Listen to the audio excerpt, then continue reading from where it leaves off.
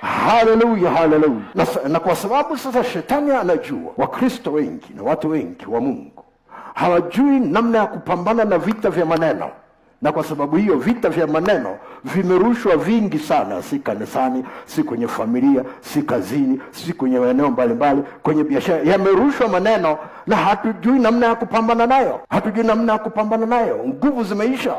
Lakini Yesu tunaye ndani ya boti. Tunaonekana kushindwa, lakini aliyeziumba mbingu na nchi ndiye aliyetuokoa. Maneno yetu tunachukua Biblia tunazungumza ni maneno yaliyoumba ulimwengu, lakini tunayazungumza yanaonekana kama vile hayana kitu chochote. Nguvu zake zimeenda. Na kwa sababu hiyo vita kubwa iko kwenye maneno. Kwa nini? Kwa sababu hatujaambiwa namna ya kupambana kwenye vita vya maneno. Ukirushiwa maneno, wengi wanakasirika, wengi wanahamaki, wanataka kujibu saa hiyo hiyo. Ukijibu saa hiyo hiyo inamaanisha hujasikia, kwa sababu ukijibu tu kwa kuhamaki umeshashindwa kabla hujashindwa.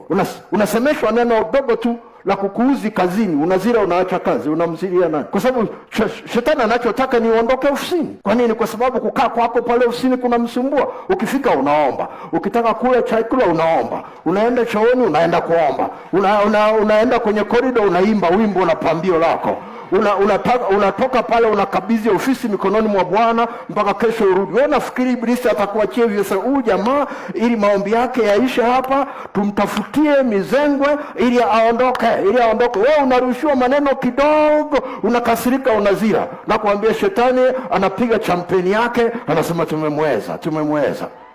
Kuanzia leo akianza kurusha namna hiyo, namwambia tumeshaambiwa hatoki mtu hapa. Kitaeleweka tu. Haleluya, haleluya.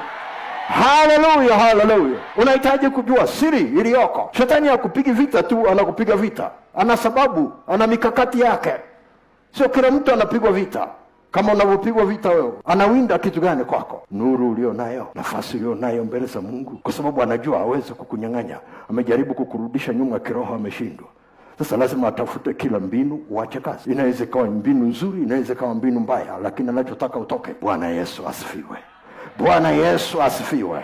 Bwana Yesu asifiwe. Tunaenda kuomba kwa ajili ya Mungu aweze kukusaidia uweze kutambua maneno ambayo ndani yake yamebeba vita kutoka ndani ya moyo wa mtu, kama Zaburi inavyotuambia. Haijalishi kwa nje anasema mazuri kiasi gani, lakini Mungu akupe uwezo wa kutambua. Maana Yesu alikuwa nao na aliupata kwenye maandiko. Yeye ni neno.